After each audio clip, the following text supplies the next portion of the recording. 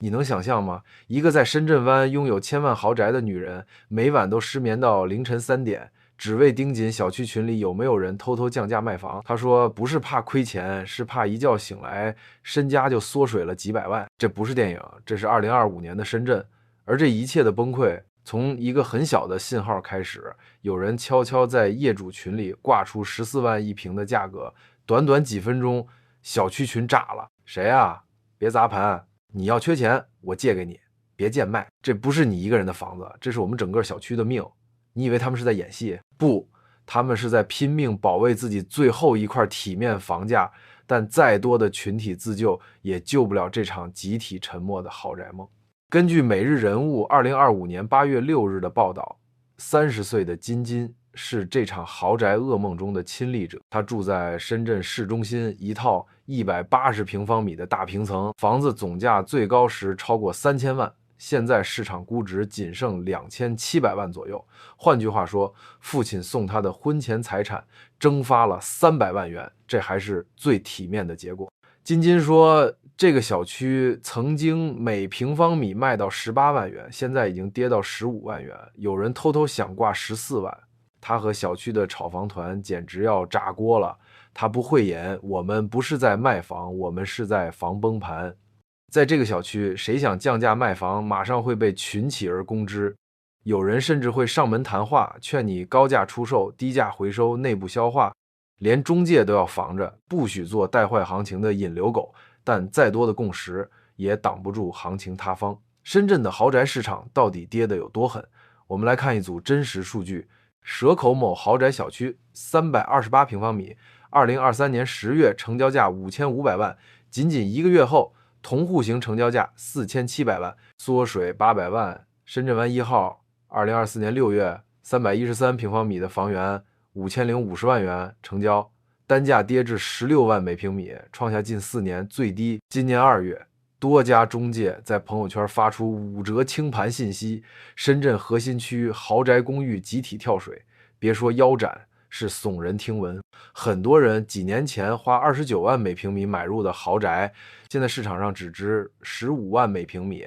这就像你在高位入手了比特币，结果一觉醒来，市场告诉你这不是价值投资，这是接盘侠。不是只有富二代们在焦虑，那些辛苦打拼、攒够首付买梦的年轻人，更像在地狱里来回煎熬。2025年初，31岁的月亮和丈夫刚在深圳买下人生第一套婚房，100平，花了1200万。他说：“我把从农村奋斗到深圳大厂的全部积蓄都砸进去了，还写了一篇热帖，叫做《农村单亲家庭女孩30岁攒够300万进大厂真的可以逆天改命》。”那结果呢？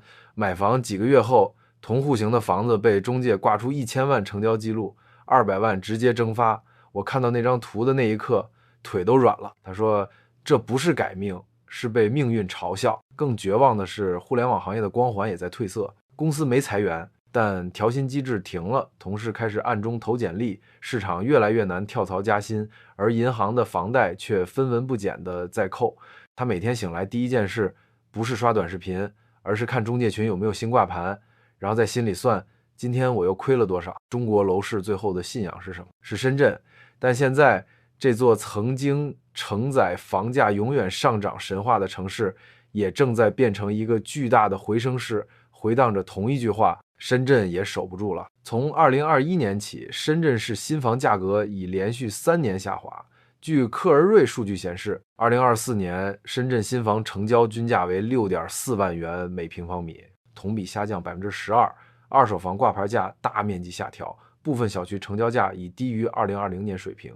根据深圳链家数据显示，福田、南山核心区的部分豪宅小区挂牌量翻倍，但成交量腰斩。更令人胆寒的是，那些手握多套房产、靠资产升值过日子的炒房团正在逐步出清。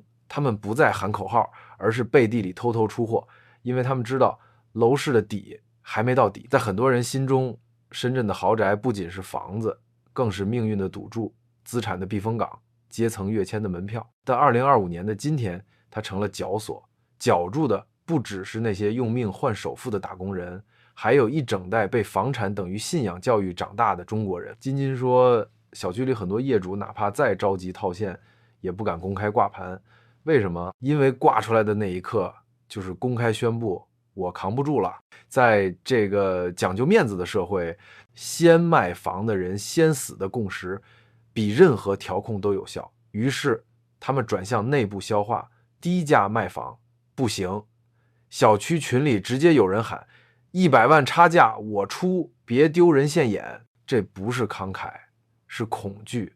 恐惧一旦有人先贱卖，其他人就必须跟进，整个楼盘就会雪崩式贬值。但讽刺的是，这种闭环互保最终不过是集体催眠，再怎么内部收割，亲戚顶上都挡不住外部市场的海啸。你能拦住一个业主低价抛售，但你拦不住整个市场对深圳豪宅的重新定价。深圳从不是制造业重镇，它的增长仰赖的是科技资本、地价增值和人口红利，而豪宅市场的荣枯就是这3条命根子的直接反应。